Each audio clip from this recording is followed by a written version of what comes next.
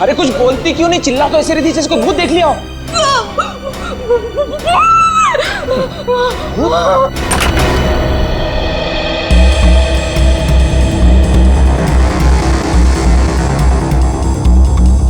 क्या है यहाँ पर?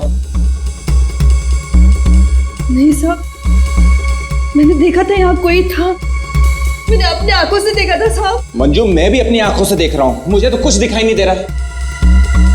नहीं साहब, एक छोटा सा बच्चा था यहाँ पे। बच्चा?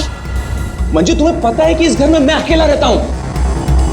नहीं साहब, मैं झूठ नहीं बोल रही हूँ, सच्ची वो बच्चा था। अच्छा, कहीं पीछे का दरवाजा खुला तो नहीं रह गया?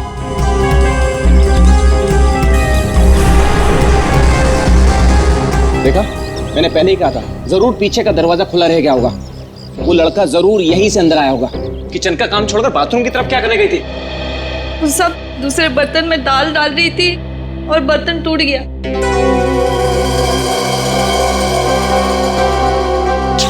बर्तन टूट गया? इस महीने तुमने चौथी बार बर्तन तोड़ा है। सब जानबूझ के नहीं किया, वो गलती से टूट गया। गलती से टूट गया? इस बर्तन का पैसा तुम्हारी पगार में से काटूंगा, तब पता चलेगा गलती कैसे होती है। ठीक है, तुम जाओ अब। पर साहब वो मैं देख लूंगा। जाओ।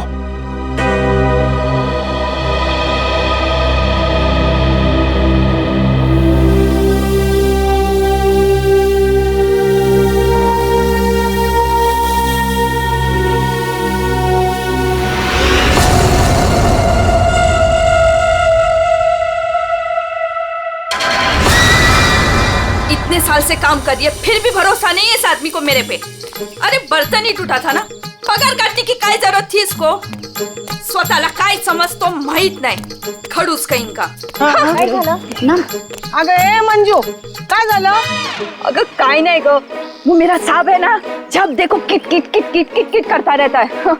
आता काय झालं? अगं काय नाही ग, वो उसका बर्तन काय म्हणतात त्याला, बाउल, वो बाउल मेरे हाथ से टूटा, तो इसने बोला कि मेरे पगार में से पैसा काटेगा। अगं भाई तू बघ आता गौरी, मी त्याला ना सोडणार नहीं। कैसे है ना उसका पोल पट्टी निकालती हूँ बाहर, तू देख। पोल पट्टी? मतलब क्या जानती है रे? अरे वो घर में अकेला नहीं रहता, उसके घर में और कोई भी है। क्या बोल रही है तू? मैंने उसके घर पे एक छोटा बच्चा देखा। बच्चा? और नहीं तो क्या, वो तो अकेला च रहता है ना। उस घर में है ना, मेरे को बहुत डर लगता है। अजीब अजीब सी आवाजें आती है वहाँ पे। मेरे को तो लगता है इस घर में जरूर कुछ चल रहा है। हमको है ना उसके बारे में पता करना होगा, और उस बच्चे के बारे में भी। क्या? ठीक है, चल अभी पूछते हैं उसको। चल चल। अगर थाम की घुटे चल लिए, जब भी देखो घोड़े पे सवार रहती है। फिर नहीं तो क्या? अरे साहब घर में रहेंगे ना अभी। अरे तो कल जाते हैं। नहीं नहीं, कल नहीं, कल मेरे को ना बहुत इम्पोर्टेंट काम है। एक काम करते हैं, हम लोग परसों जाते हैं। परसों में आते हैं ना तो सब मिलते हैं और उधर जाते हैं और उस बच्चे के बारे में खोजते हैं। ठीक है? ठीक है, परसों फिक्स है। उसको जाके पूछते चल। हाँ चल गा, चल। ठीक है, चल चलो।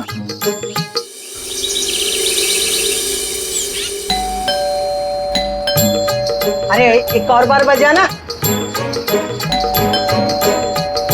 मंजू, अगर ए मंजू दरवाजा खोल। ये क्या, हम लोग को बुला के दरवाजा नहीं खोल रही है? ये देवा, भाई मंजू के साथ तो कुछ हो तो नहीं गया? क्या बोलतेस गो तू? ये सीमा, मंजू ने बोला था इस घर की चाबी ना वो बगल वाली भाभी के पास रख के जाती है। हाँ चल देखते हैं। चला गा लवकर लवकर।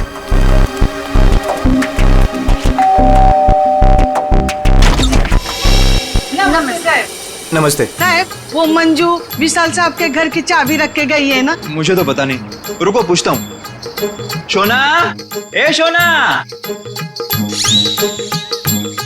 शोना, क्या हुआ डार्लिंग? शोना, ये सब पूछ रहे हैं मंजू आई है क्या? वो आई थी क्या? नहीं आए। तुमने इनको बताया नहीं? नहीं आई। भाभी जी, तुम झूठ बोल रही है। झूठ? मैंने देखा था वो इधर आई है। मैं और झूठ? अगर भाभी जी, मंजू ने आज हम सबको विशाल साहब के यहाँ बुलाया था, लेकिन वो दरवाजा ही नहीं खोल रही है। हम लोग को चिंता हो रही है। तो उसने छुट्टी ले ली होगी। ओ भाभी, मंजू कभी छुट्टी नहीं लेती थी, मैंने खुद देखा था, वो इधर आई है। देखो वो बात सब छोड़ दो, विशाल साहब के घर की चाबी दे दो मेरे को। हाँ दे दो दे दो। लेकिन मैं तुम्हें चाबी नहीं दूंगी, मैं तुम्हारे साथ चलूंगी।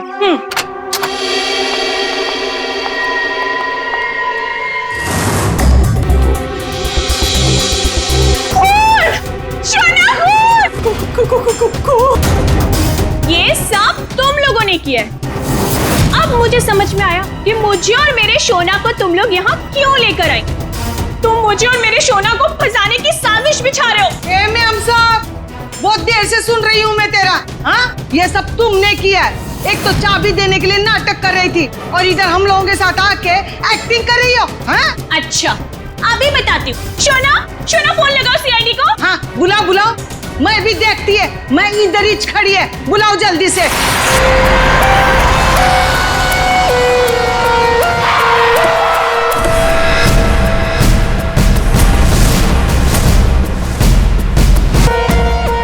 आपको देख करके लगता है बहुत जोर से वार किया है।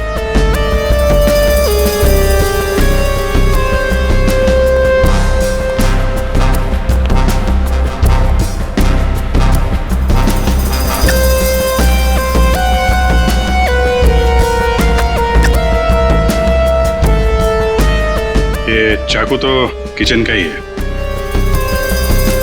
सिर का घाव चाकू का तो नहीं है ना? नहीं, सिर का घाव चाकू का नहीं है। सिर पर किसी भारी चीज से वार किया गया है और वो भारी चीज है ये फूलदान।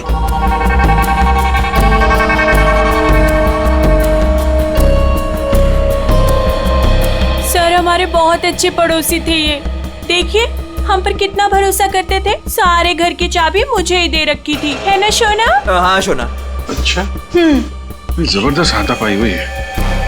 लगता है खूनी ने पहले फूलदान मारा इसके सिर पे, जब ये गिर गया तो सीने पे चाकू मार दिया। हाँ मैडम, बच्चा उसे ही तो ढूंढने के लिए आए थे हम लोग यहाँ पे। देखिए, हमने पूरा घर चेक किया है, हमें कोई नहीं मिला है। घर का सामान देखकर तो नहीं लगता कि यहाँ कोई बच्चा रहता होगा। ऐसे कैसे हो सकता है मैडम? मंजू ने अपनी आंखों से इस घर में बच्चों को देखा था। हाँ, ये जो खून से सने चप्पल के निशान है, पूरी कोई लड़की लगती है।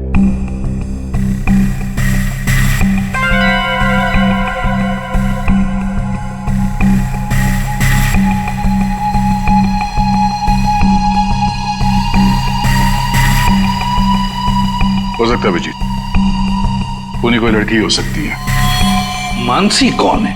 सर विशाल जी की बीवी। विशाल जी तो अकेले ही रहते थे ना। सर छोड़कर चली गई थी ना, जब भी आती थी ना सर, दोनों में खूब झगड़ा होता था। वैसे तो वो दिन रात बाहर ही रहती थी, है ना शोना? हाँ शोना। बेटे एक काम करो, किचन में जाकर के कुछ चम्मच, कढ़ाई, कड़छी लेकर के आ जाओ।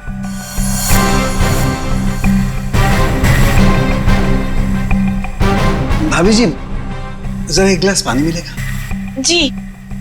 नहीं, यहाँ से नहीं, ये तो क्राइम सीन है ना, अपने घर से ले आएंगे प्लीज।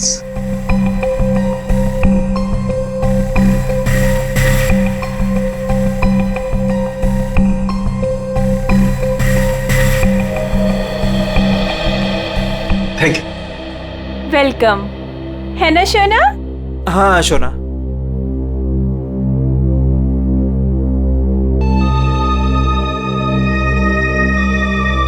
फिर से चोरी, सुधरेगा नहीं तू। भाई साहब, चोरी नहीं कर रहा हूँ, आपका काम आसान कर रहा हूँ, सबूत इकट्ठे कर रहा हूँ। अरे मालूम है यार, तेरा दिमाग काम करने लगा है। क्या क्या? अभी थोड़ी कर रहा है, हमेशा से करता है। अरे हाँ हाँ पता है। हाँ। सर, वो तीनों बाइयां एक ही बात कह रही हैं कि इस घर में एक बच्चा था जिसे मंजू ने देखा था। और सर, मंजू गायब है। विशाल के घर से हम लोग जो ये बर्तन लेकर के आए थे, इन बर्तनों पर लगे हुए उंगलियों के निशान इस चाकू पर लगे हुए उंगलियों के निशान से मैच होते हैं, जिससे विशाल का खून हुआ। बॉस, विशाल के घर की किचन में सिर्फ मंजू का ही आना जाना था। मतलब खून मंजू ने किया है?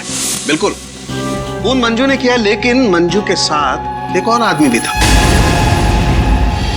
कौन था वो?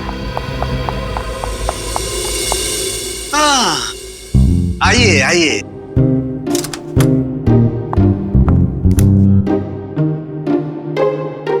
Sorry sorry sorry.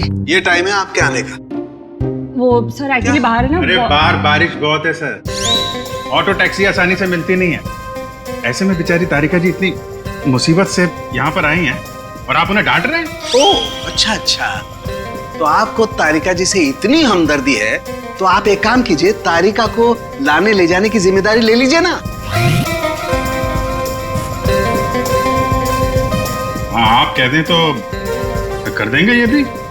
कब छे, शक्ल देखो इनकी। या सालुंखे, मंजू के साथ जो आदमी था उसके बारे में बता। मंजू के साथ जो दूसरा आदमी खून में शामिल था, उस आदमी का रंग गोरा होगा, मतलब उसकी स्किन फेयर होगी। डॉक्टर साहब आपको ये कैसे पता चला कि वो आदमी गोरा था या काला था? विशाल की उंगलियों के नाखूनों में मुझे चमड़ी का टुकड़ा मिला है। उस चमड़ी के टुकड़े का रंग साफ। जब विशाल ने उस आदमी को खरोंचा होगा तो चमड़ी का टुकड़ा उसके नाखूनों में आया होगा। इसका मतलब खूनी का रंग साफ। सालुंखे, खून कितने बजे हुआ होगा? रात को लगभग 10 बजे। रात को 10 बजे के आसपास। तो फिर खून होने के बाद मंजू और वो आदमी गए कैसे होंगे?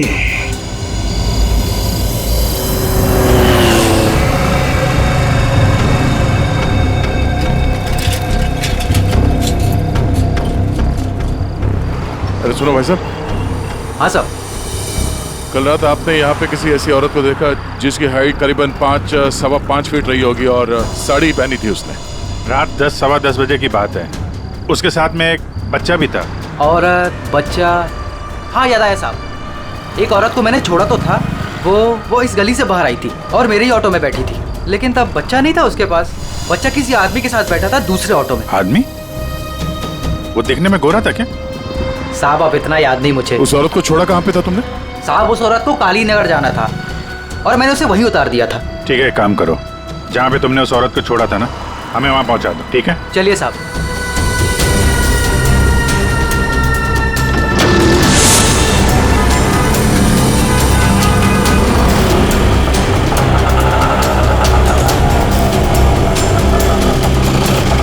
साहब यहीं पे छोड़ा था मैंने उसको और वो यहीं से आगे गई थी।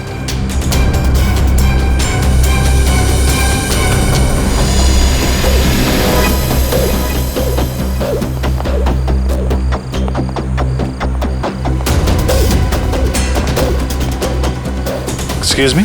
हाँ साहब। आप किसी मंजू नाम की औरत को जानती हैं? दूसरों के घरों में काम करती है और कल रात यहाँ पे 10-10:30 बजे आई है किसी ऑटो में। मंजू? हाँ। मंजू को तो जानते हैं रमेश साहब, कल आई थी इधर, दिन में आई थी। दिन में? हाँ साहब, वो दिन में उर्मिला को मिलने आई थी। और साहब उर्मिला कल रात को आई थी। जिसे हम मंजू समझ रहे हैं, कहीं वो उर्मिला तो नहीं? उर्मिला कहाँ रहती है आप जानती हैं? उर्मिला ये के सब मेरे सामने रहती है। मंजू और उर्मिला एक दूसरे को बहुत अच्छी तरह से जानती है साहब। और उर्मिला है ना, आजकल बहुत परेशान रहती है अपने बच्चे के लिए। क्यों? क्या हुआ उसके बच्चे को? वो उसका बच्चा राजू है ना, कई दिनों से गायब है साहब। ओह, ये इनके घर पे ताला लगा हुआ है। कहाँ गई है? वो मेरे को नहीं मालूम है साहब। ठीक है, थैंक यू थैंक यू। इस विशाल के घर पे फिर से जाते हैं। ठीक है, आप रेडी? तुमको और श्रेया को जरा काली नगर आना होगा अभी।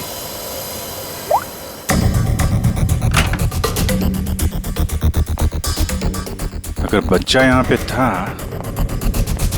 तो गायब कहाँ हो गया? पूरा घर छान मारते हैं।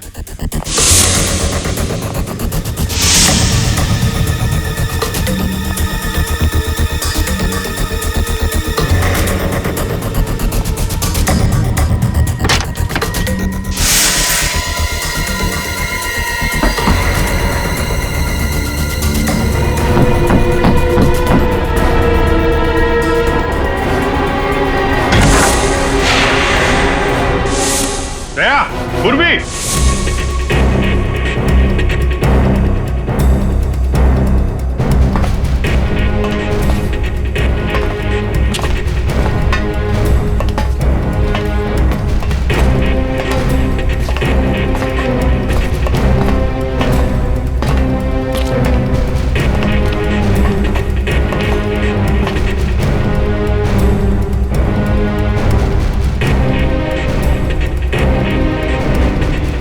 विशाल ने अपने घर के अंदर ये खुफिया बेसमेंट क्यों बनवाया होगा?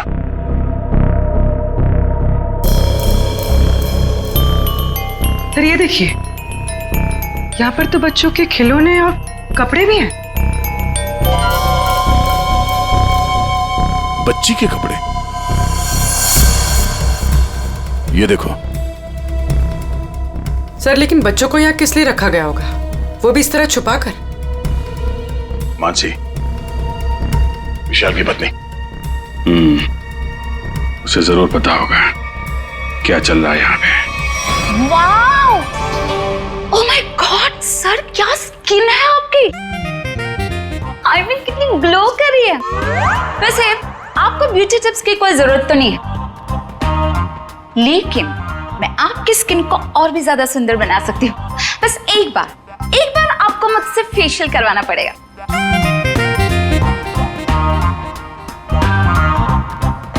आप कौन है?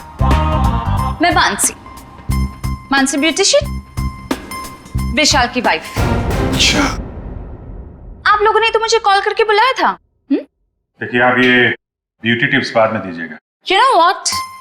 मैं आपको एक हफ्ते में गोरा बना सकती हूँ।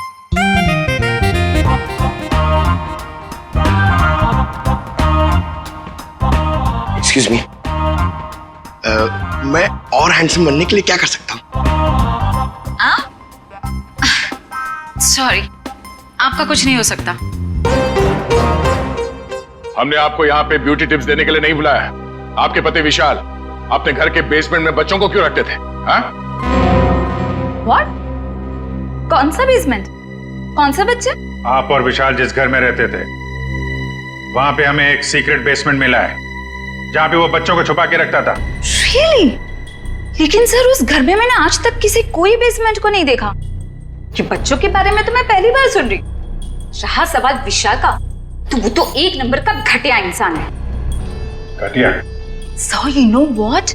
विशाल बहुत पैसे कमाता था, लेकिन मेरे से और किसी को भी नहीं पता कि वो इतने सारे पैसे कहाँ से लाता था। कहाँ से लाता था? सर पता है, विशाल ना होटल्स एंड रेस्टोरेंट्स में घूमता था, वो भी अलग अलग लड़कियों के साथ, और ढेर सारा पैसा लाता था। छी। अच्छा। और इसी वजह से मैं उसे डिवोर्स देना चाहती थी, और सबूत इकट्ठा करने के लिए मैं उसके पीछे पीछे भी घूमती थी। इस बात का कोई सबूत है आपके पास? सबूत है ना?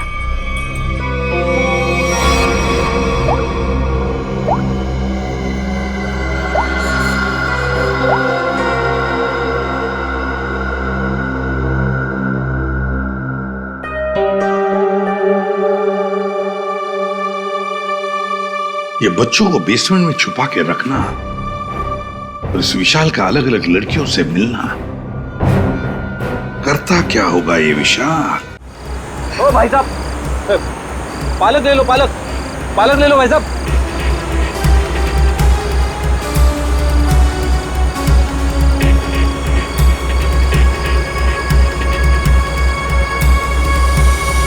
बहुत रात हो गई श्रेया, मुझे तो नींद आ रही है।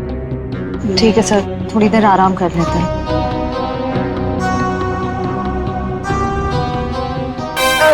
बाप रे, हे भगवान, कब उर्मिला आएगी? इन मच्छरों से कब छुटकारा मिलेगा?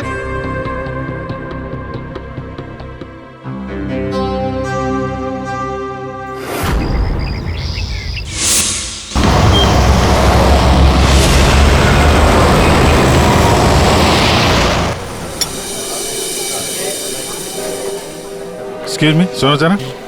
जी साहब।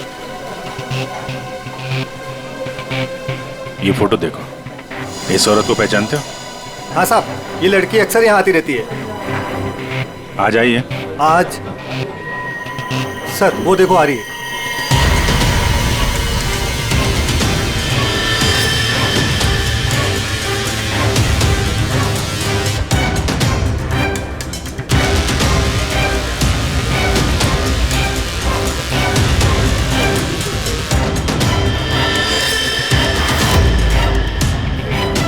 अरे आप लोगों को दिखाई नहीं देता? मैं यहाँ पर पहले से बैठी हूँ। देखिए यहाँ पर काफी जगह है, आप कहीं और जाके बैठ जाइए। हम लोग बिल्कुल सही जगह बैठे हैं। चुपचाप बैठी रहे, वरना वरना क्या? सीआईडी।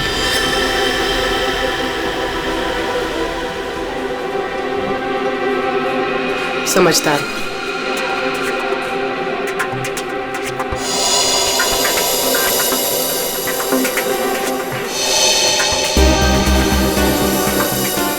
हाँ सर, मैं विशाल के लिए काम करती थी।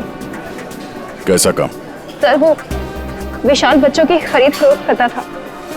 मतलब चाइल्ड ट्रैफिकिंग करते थे तुम सब? हाँ? जी सर। पूरी बात बताओ। सर वो हम 3 लड़कियां हैं। पहले हम घूम घूम कर पता करते हैं। क्या क्या पता करते हो? हम अलग अलग जगह जाकर छोटे छोटे बच्चों पर नजर रखते हैं, उनके बारे में पता करते हैं। अगर उनके माँ बाप गरीब हुए तो हम उन्हें पैसे देके उनके बच्चे खरीद लेते हैं, और ज्यादातर हम बच्चों को किडनैप करते हैं, फिर उन बच्चों को हम विशाल को सौंप देते हैं। सर कि तुम्हारे चेहरे का नक्शा इसी चक्कर में बिगड़ा? जी मैडम, वो कुछ टाइम पहले कालीनगर चौक से एक बच्चा उठाया था। जिसका बच्चा था उस औरत को मुझ पर शक हो गया।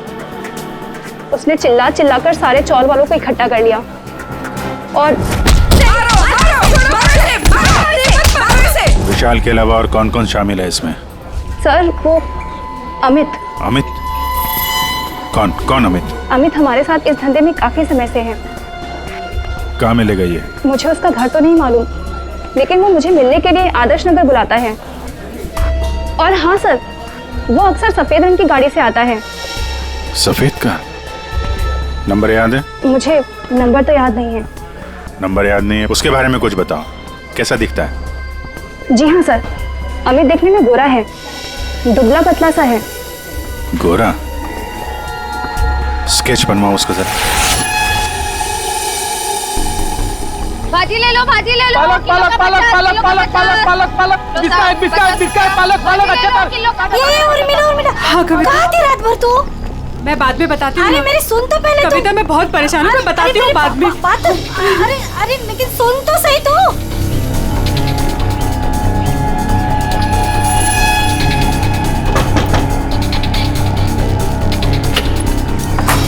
उर्मिला जी। जी आप लोग कौन? हम लोग सीआईडी से हैं। क्या हुआ साहब? आप ये बताइए, ये मंजू आपसे क्यों मिलने आई थी? साहब वो मेरे बेटे राजू के बारे में बताने आई थी साहब। क्या हुआ? मैंने तुम्हारे बेटे राजू को देखा है। मंजू विशाल के यहाँ काम करती थी। उसने जब राजू की हालत के बारे में बताया तो मैं विशाल के घर अपने बेटे को लेने चली गई साहब। आपका बेटा कैसे किडनैप हुआ था? किडनैप? नहीं साहब, वो किडनैप नहीं हुआ था साहब। कोई संस्था वाली आई थी, उन्होंने कहा कि मेरे बेटे को अच्छे स्कूल में पढ़वाएंगे। मेरी मत मारी गई थी जो उनकी बातों में आ गई, और खुद अपने राजू को उन्हें दे दिया साहब। और इस काम के लिए साहब उन्होंने कुछ पैसे भी दिए थे।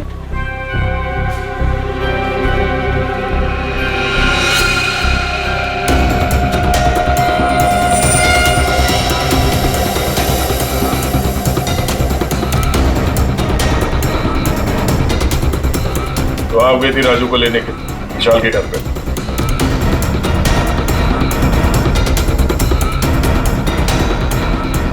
हाँ सर। और वहां जाके तुमने विशाल का खून कर दिया? साहब मुझे नहीं पता था, मुझे नहीं पता था वो मर जाएगा, मुझे नहीं पता था। तब बताओ क्या हुआ था वहां पर? साहब मैं अपने राजू को लिया और जैसे इस घर से निकलने लगी तभी विशाल वहां आ गया।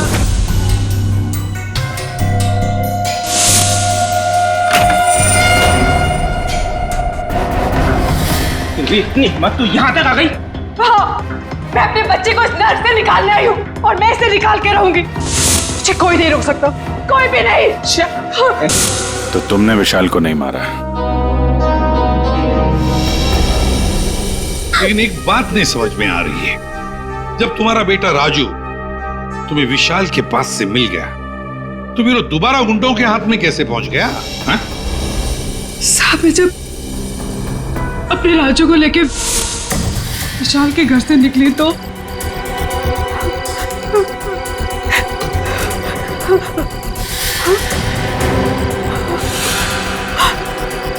क्यों? किधर चली? हाँ?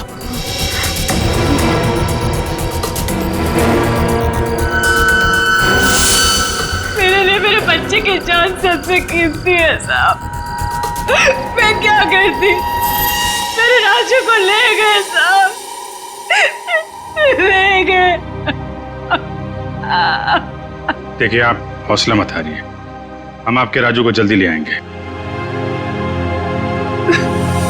इस आदमी को पहचानते हो? अमित नाम है इसका। No help, no help. मैं अपने पैर पे खड़ा हो सकता हूँ। साहब आप एक काम करो, यहाँ सामने में एक बंगला है, वहाँ जाके पता लगाओ, वो सब बता देंगे। आप ठीक है, ठीक है। बैठ जाओ, बैठ जाओ, ये लो।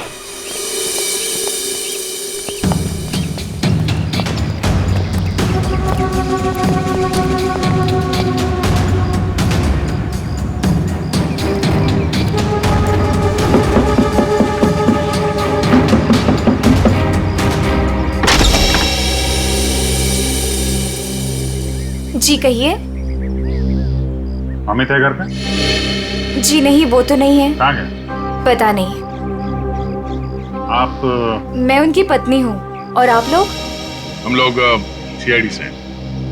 हमें आपके घर की तलाशी लेनी। अरे नहीं, आप लोग ऐसे नहीं कर सकते। अगर उन्होंने मुझे पराये मर्दों के साथ बात करते देखा ना तो बहुत डांटेंगे। मैडम, हमें अपना काम करने दीजिए, आप साइड में हो जाइए।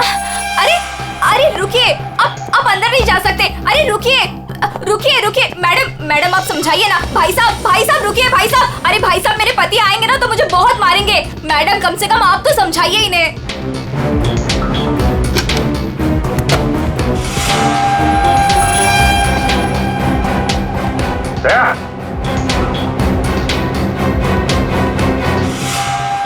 ये औरतों की विग,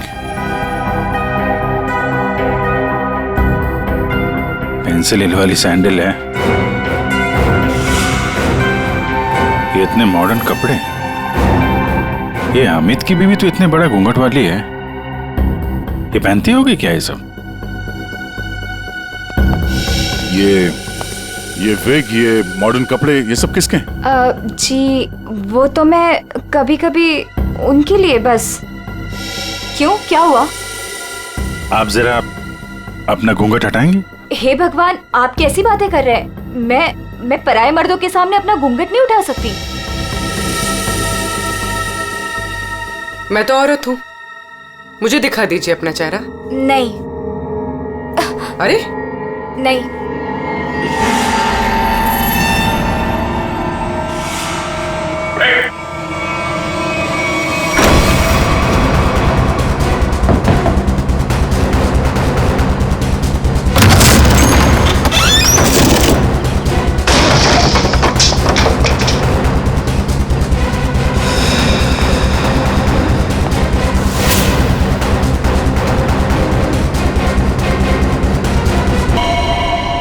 तो मर चुका है, किसी ने गोली मारी इसे। कार चेक करो। सो ये देखिए, कहीं राजू तो नहीं है इसमें, या फिर कोई और बच्चा? मैडम इनको अंदर ले जाओ। पंकज, एम्बुलेंस बुलाओ जल्दी।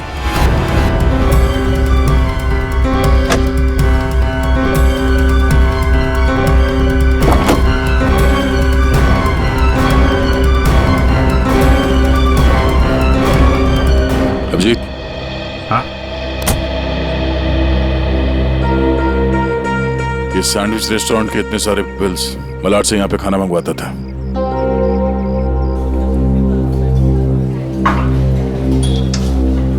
अरे वो मैनेजर, थैंक यू।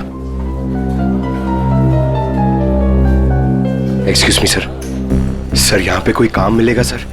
सर मुझे इंटर्नशिप करना है सर। सर मैं फ्री में काम करूंगा सर, मैंने होटल मैनेजमेंट का कोर्स भी किया हुआ है। सर यहाँ पे डिलीवरी बॉय बना दीजिए sir, please sir, I request you sir. इतनी पढ़ाई करके डिलीवरी बॉय का काम करोगे तुम? ठीक है, thank you sir.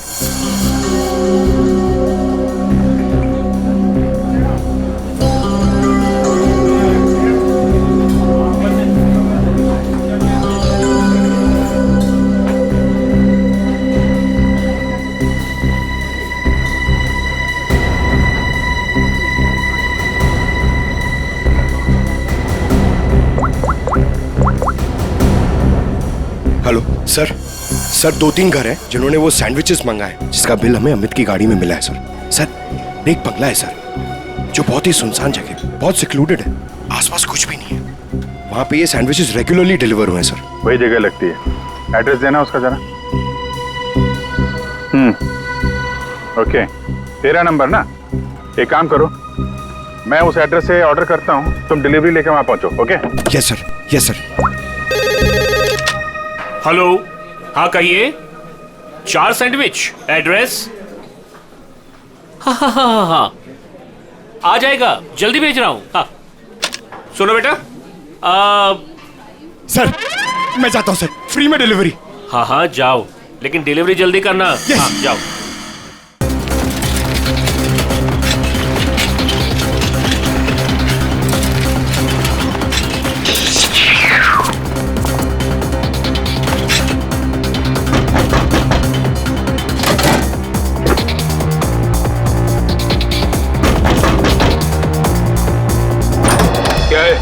Good morning sir, मैं सैंडविच लाया हूँ आपके लिए। आप लोगों ने मंगाया था ना? हमने कोई सैंडविच नहीं मंगाया था।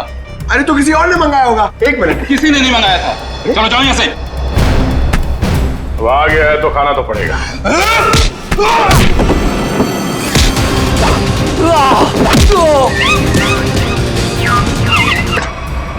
बैठो बैठो, कुछ नहीं हुआ, कुछ नहीं हुआ, सब ठीक है, घबराओ नहीं। कौन है सबके पीछे? हमें कुछ नहीं पता, हमें जो बताया जाता है हम वही करते हैं। अच्छा, हम आपको आपकी मम्मी के पास ले जाने आए। सच में अंकल, आप बहुत अच्छे हैं।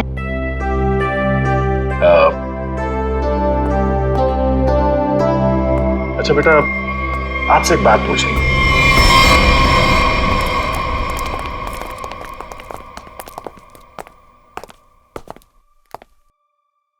सर मैंने आपको बताया ना, हमारे पास सिर्फ चाबी रहती थी, फिर हमें यहाँ क्यों लाया गया?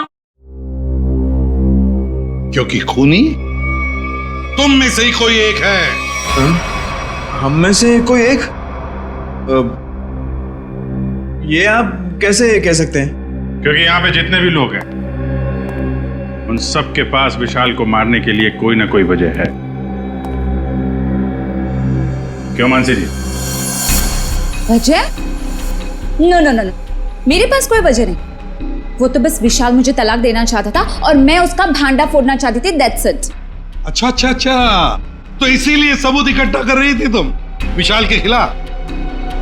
इसका पैसा ऐंठना चाहती थी ना तुम, और जब पैसा नहीं मिला तो खून कर दिया उसका। What? खून? नो नो नो नो, मैंने उसका कोई खून नहीं किया। ये सब झूठ है, ये सब गलत है। उर्मिला जी, आपने हमें कहानी सुनाई, हमने वो कहानी मान ली, लेकिन आपने हमसे झूठ बोला कि वहां पर आप अकेली थी, जबकि आपके साथ एक और आदमी था। जब अपने बेटे को बचाने की कोशिश में आपने विशाल का खून कर दिया। नहीं साहब, ये झूठ है, मैं सच्ची बोली आपको। साहब मुझे नहीं पता विशाल का खून किसने किया है, मैं बस वहां अपने बच्चे को बचाने गई थी साहब, बस। और मंजू, तुम तो विशाल से नफरत करती थी। तुम्हारा पेमेंट जो काटा था उसने, इसलिए उसके घर की डुप्लीकेट चाबी बनाकर खून कर दिया उसका। नहीं मैडम, आईची शपथ, मैंने नहीं मारा विशाल साहब को। वो चाबी तो मैंने उर्मिला को देने के लिए बनाई थी। अच्छा तो चलो, सबने तो अपनी अपनी सफाई दे दी, अब बच्ची आप। भाभी जी, आपका क्या कहना है? हा? वैसे आप भी विशाल जी के बारे में इतना सब कुछ जानते हैं कि उनकी बीवी वो भी नहीं जानती है ना? तो क्या, जरा बताइए ना हमें, क्या क्या रिश्ता था आपका और विशाल जी का? सर आप कहना क्या चाहते हैं? मैंने आपको बताया ना सर, विशाल जी हमारे बहुत अच्छे पड़ोसी थे। सर मैं गीता पर हाथ रखकर कसम खा सकती हूँ कि मैंने कुछ नहीं किया। छोना बोलो ना। हाँ शोना जी बोलिए। आप तो एकदम चुप हो गए हैं? कुछ बोलिए। हाँ बोलता हूँ ना। ये ठीक कह रही है शोना। हम लोग तो सिर्फ अच्छे पड़ोसी थे। अच्छे पड़ोसी थे तुम लोग? तो फिर बताइए ललित जी, कौन खून कर सकता है इनमें से?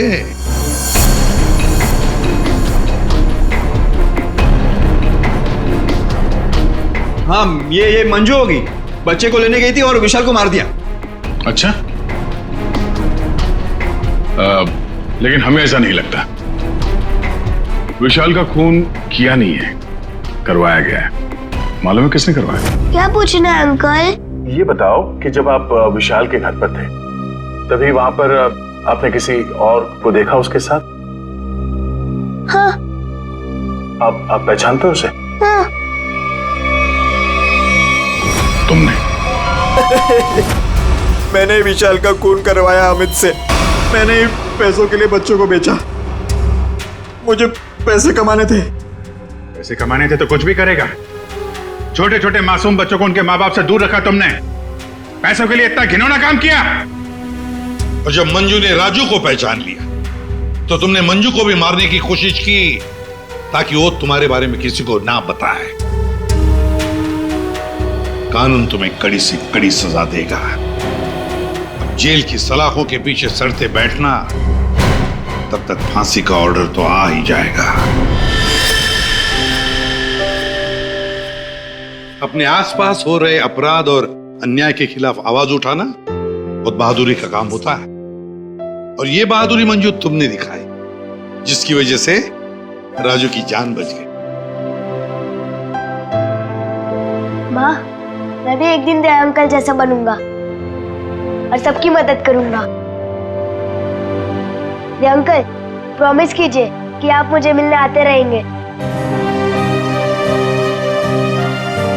अरे हाँ बेटा, मैं प्रॉमिस करता हूँ आपसे, मैं मिलने आता रहूंगा। यार राजू, तुम तो बड़े ही बहादुर निकले यार। गुंडों के साथ रह के बिल्कुल डरे नहीं। जो बच्चा दया का दोस्त होता है कभी नहीं डरता है। हाँ अंकल।